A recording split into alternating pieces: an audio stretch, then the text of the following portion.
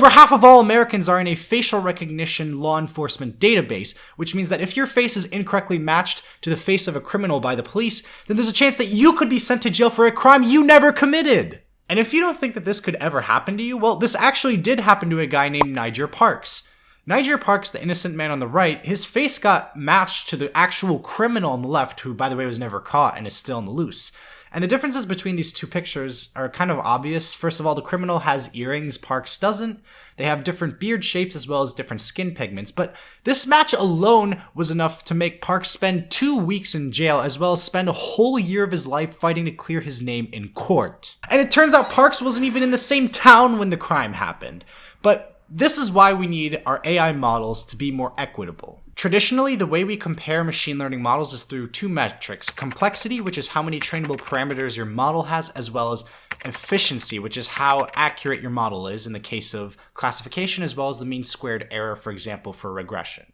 But we need a third metric, which measures the fairness of our model, which we can define as the model not perpetuating or magnifying disadvantaged or underrepresented features. Two different ways to measure this is to compare the false positive rate of the advantaged group and to make sure it equals the false positive rate of the disadvantaged group. In the Niger Parks example, we want our false positive rates for each race that the model can classify to be low, but we also want them to be as close to each other as possible. And the second metric is just making sure the number of disadvantaged features is around 50% of the advantaged features, which makes it not disadvantaged or advantaged anymore. So now that we defined equity, let's see how all these three main ways to compare models relate to each other in terms of fairness. So with complexity, we know that models can't be too simple, because if they are, they're going to overgeneralize, and when a model overgeneralizes, it creates stereotypes and reduces equity for disadvantaged groups. It also magnifies and perpetuates unfair biases against those same groups in predictions.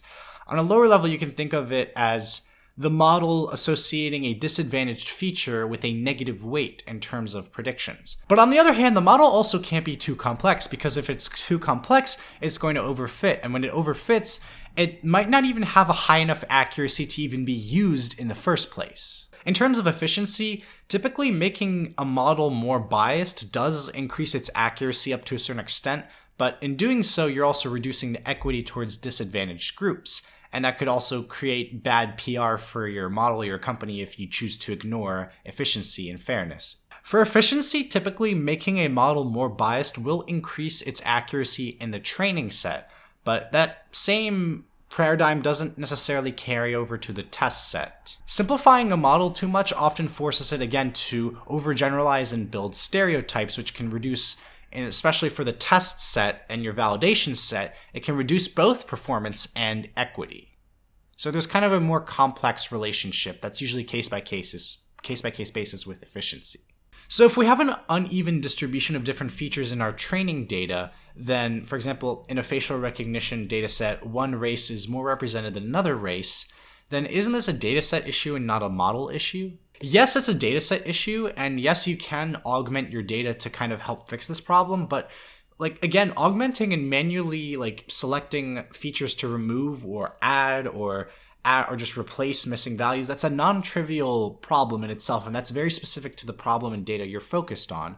So in general, it's easier to just focus on the model itself. If this is the general gradient descent equation, we can just add a regularization metric, like a function that calculates the false positives of each class given its training parameters, and then have the model optimize for both accuracy and equity. That way, it's going to adjust the weights in order to maximize both accuracy and efficiency. For our facial recognition example, let's say we have a database of everyone's driver's license picture, and we categorize race into 8 main groups.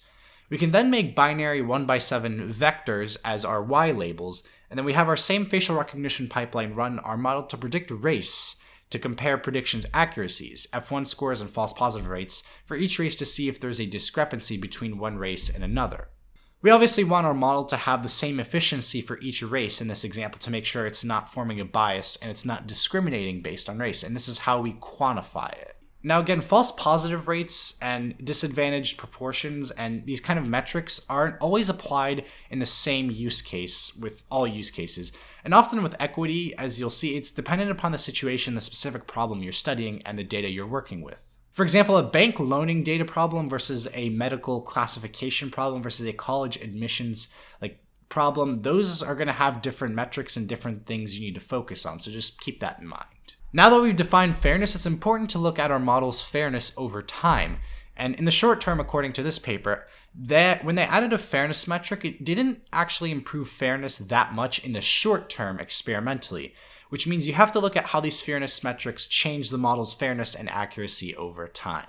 Yes, this is more complicated than we thought. However, the paper did say that fairness regularization does encourage a higher selection rate for the disadvantaged groups, which means the disadvantaged groups are selected more often than they would previously without the metric. To visualize this, we can use an outcome curve where there exists some kind of threshold range where equity improvements increases, which is where we want to be. We want to be in this specific range.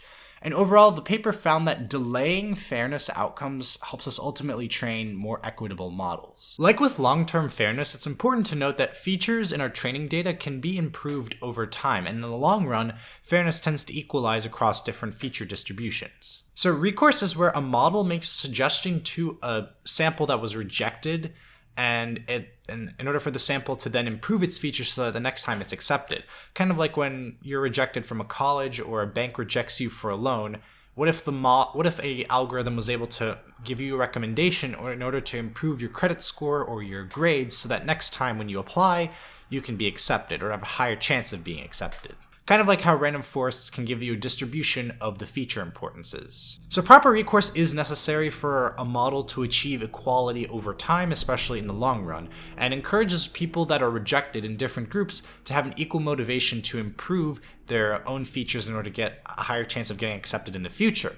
Recourse could also be a regularization parameter to find the classifier that has the smallest fairness loss. We also need to designate features into 3 different categories. Improvable, where you can just improve them. Mutable, where they're improvable, but improving them doesn't affect the outcome. Like, for example, changing your weight doesn't really affect how much you're able to pay a loan for a bank. And immutable, where these are features that you can't change, such as gender and race. And we don't want our model to give you recourse recommendations on immutable and mutable features. But the big issue with recourse and why it's such an unsolved problem is that models can change over time as they're fed new data, which could make a previous recommendation from recourse not effective. So if you give it, say in a college admissions example, if you train the model with newer applicants each year, the applicants might become more competitive, and so you might have to have a different strategy for being accepted. And the same thing with a bank loan. You might have more competitive people with better credit scores, so you might have to change your features and strategy slightly to get accepted in the future. And this is how we would use something like adversarial training in order to find recourses that are robust to model shifts. So this is an overview of fairness in AI, which is a very new and growing field which you should help contribute to, with many unsolved problems and issues that come up as models get deployed more often and also in larger circumstances. And these AI models are having more and more of an impact on our society, so we want to make sure that these models have a fairness metric to them, just so that the models are used properly to improve our society and not harm it.